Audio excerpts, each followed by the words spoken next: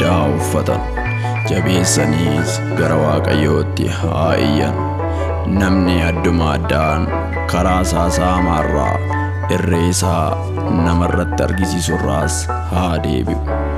Waaqayyo isa fiduuf yaade dhiisee hin deebisa ta'a maaltu beeka?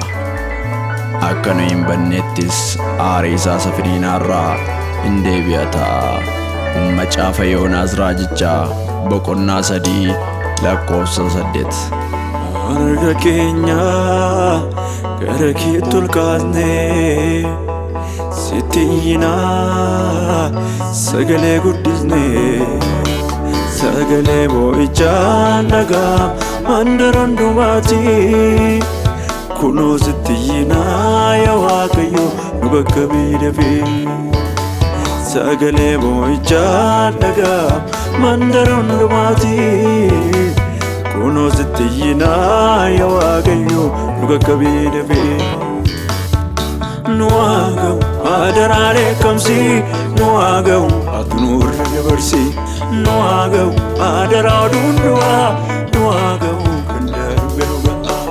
Nu haa ga'u adaraa dheekkamsi, nu haa ga'u ati nurra dabarsi. nu haa ga'u Gaddi fuudhuun du'aa, nu haa ga'u kan darbe nu ga'a.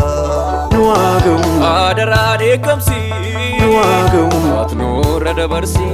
nu haa ga'u Adaraa oduun du'aa, nu haa ga'u kan darbe nu ga'a. nu haa ga'u Adaraa dheekkamsi, nu haa ga'u ati nurra dabarsi. nu haa ga'u Adaraa oduun nu du'aa, haa ga'u kan darbe nu gaha.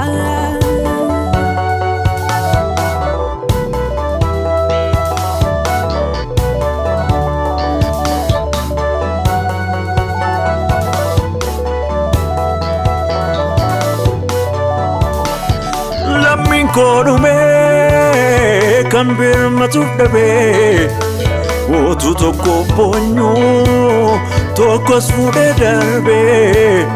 Yoo ati kaatee malee kan nuuf ka'u hin jiru, Yesuus kun dandeessaa hundumaa jijjiiru.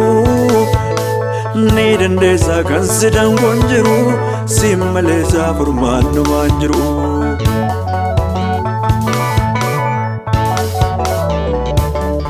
Ganamas galgalas asii fachiin gaddu, dandeenyaaree garaan kennuun gaddu.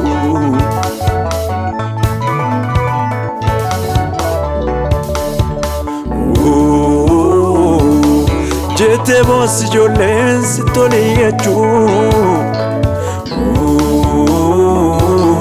jedhee bu'aa guddaan si araarfachuu. Daddarbaan keenya baay'ateera beeknaa, kanaaf jettee nun balleessin hin deebinaa.